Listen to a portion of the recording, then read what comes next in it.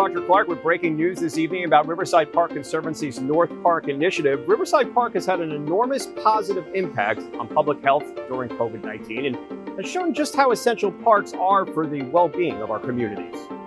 Parks have been crucial to families, particularly because we were on lockdown and on pause. Gyms are closed, people are contained to their homes. And so parks are a venue where people can come exercise and walk and gather, even if you're social distancing.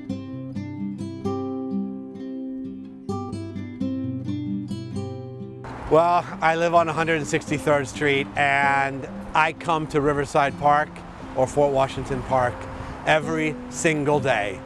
It is something I look forward to. It's critical to my physical and mental health.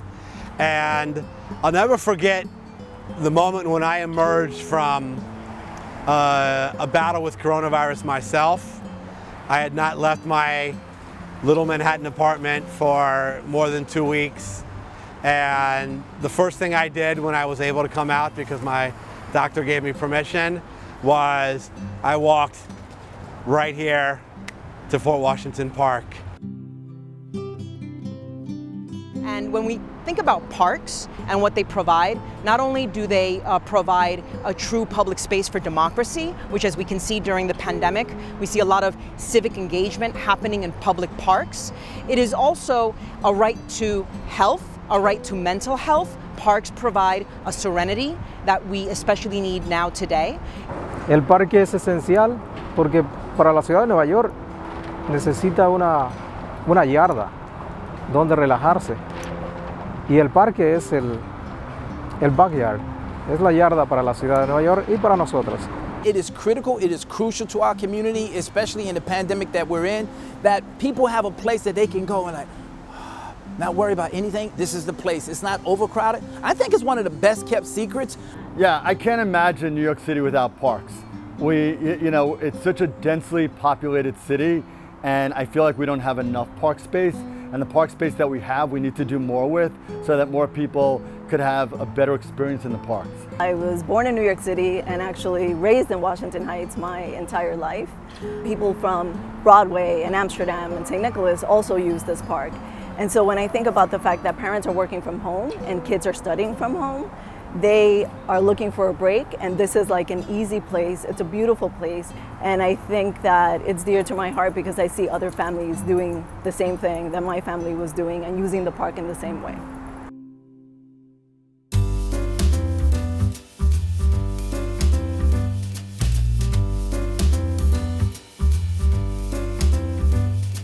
I often tell people how incredibly fortunate I was to have grown up in front of a park, because you learn about nature and how important nature is to you. It's not that you feel the extra oxygen, but you know that there's more than just concrete out there.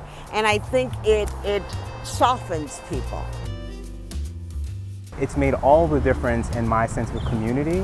Living in the neighborhood, coming to the park, seeing my son recognize friends from daycare, and meeting new parents and being able to have sort of a peaceful space with my wife, and all of those things, I think, really brings the community together.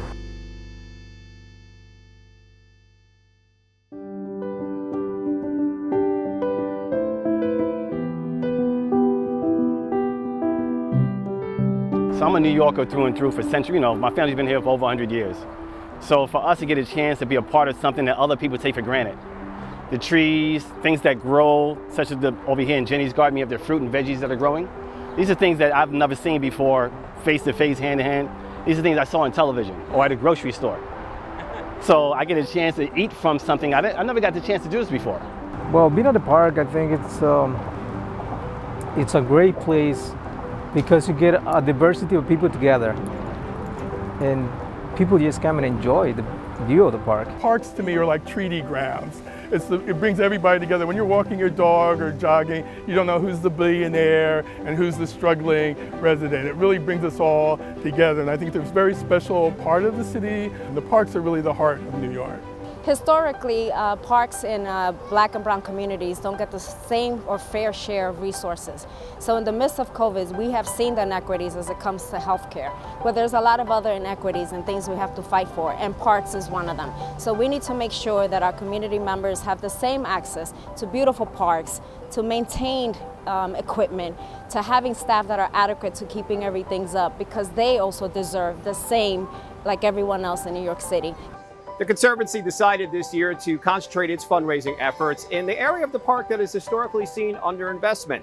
They canceled the organization's annual gala to start a giving drive in July to increase support for their North Park initiative, which was launched in 2009. Let's have a look.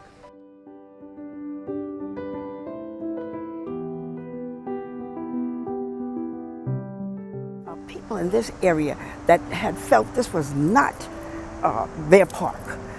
No one paid attention. There was no funding given to this park for the most part. Even though we take pride in really being the volunteers that manage the upper part of the Riverside Park, this northern section, it really will take much more. There's tons of infrastructure that has been in decline over the past decades that really, if it were invested in by the city and by private funders and other organizations, it could really help not only the community and the park, but the city as a whole to really appreciate the park and what we provide here in New York. I think it's amazing. It's about time that Upper Manhattan gets its fair share of resources. And I say that neighbors, people who enjoy this park and who have made this park a part of their lives, should see how important it is to give back so that this park continues to have a life.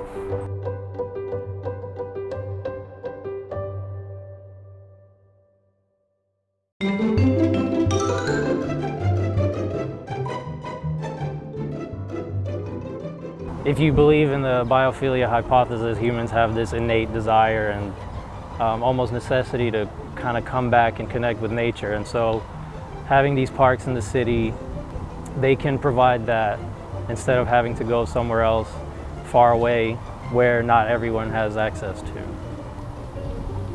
Biophilia, biophilia. Biophilia. One additional improvement coming to the North Park is the return of Riverside Park Conservancy's favorite interns, the goats, to help eat up and clear out invasive plants in the forest near 120th Street. Preparations to find next spring's class of interns is already underway. Let's have a look.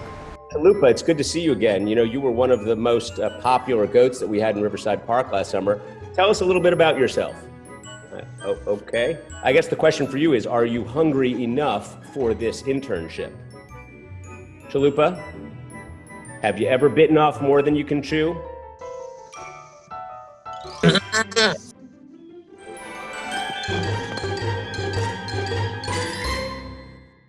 We are really excited about all of the progress that we've made to date, and we are going to announce right now more details about some of the improvements that we are going to make in the North Park.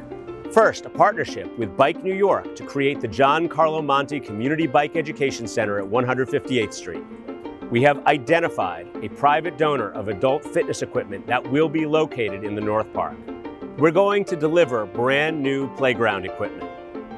3 years of new, free public programming for the North Park and its neighbors. Also, an exciting partnership with Columbia School of International and Public Affairs, whose graduate students will study our North Park, its importance to the community, and the need to deliver proper funding. And a generous donation from Yuba Bikes of 2 cargo bikes that will be used by our staff in the North Park. And $2.3 million in capital improvements allocated in the city budget, thanks to the mayor and council member Levine, that will be dedicated toward the North Park and 158th Street in particular. All ball fields should look like this, but in some cases look like this. We want to transform any entrance that looks like this into something more like this. And I'm so happy to report that in the past 8 weeks alone, we have surpassed our goal of 400 new donors to the North Park Initiative. This is truly a remarkable accomplishment, and I want to thank everybody who participated.